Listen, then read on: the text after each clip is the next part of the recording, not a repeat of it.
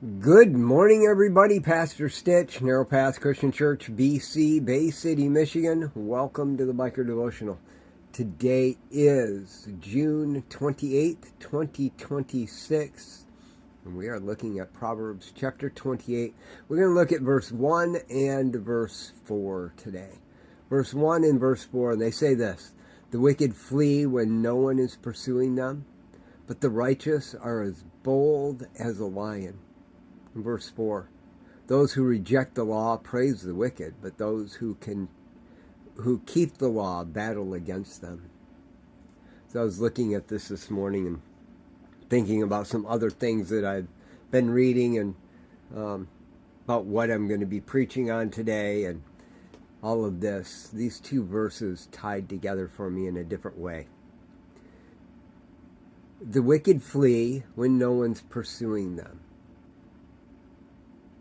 They see danger where it's not.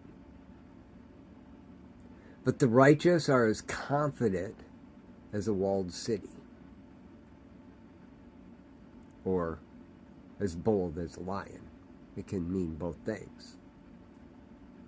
I could see that, and then I realized why the wicked flee. Those who reject the law praise the wicked. Point out the attributes of men who aren't necessarily following the law, but convincing you that they're good people. That's my take on that this morning.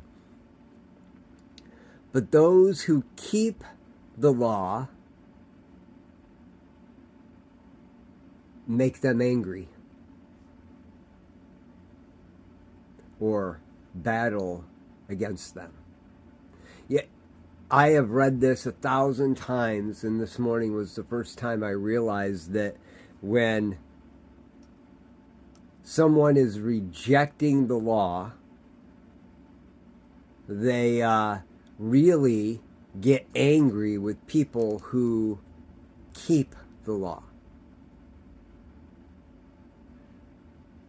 They'll even go so far as to point out all the faults of the people who strive to live right so that they can be justified in their anger. And it goes back to verse 1. They run away when no one's actually pursuing them. A righteous person, the righteous are as confident as a walled village. It can sound arrogant, prideful at times. And yet, just because you're confident inside a walled city doesn't mean that you don't have an opportunity to look for weaknesses within it. Be really careful today when you interact with that person who is absolutely certain about themselves, because it's not about whether they're right or wrong. It's about whether you're in the right place with God. I have to contend with this in myself all the time, because I do have people coming to me all the time and pointing out my faults. It's part of the position of pastor. And I want to be my greatest defense.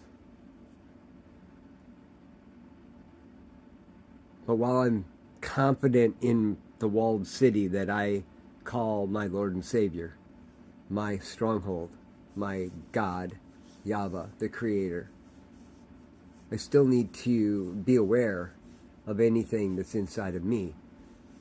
And so I need to remember that when they bring these things to me, they may be just running away. But it also might be there's something there, and I need to address it. And so my challenge to you today, you're going to be hopefully going to a church, a congregation where there are a whole bunch of broken people who are looking for answers and hopefully striving to live right. And they're going to both be on the positive and the negative side of this equation.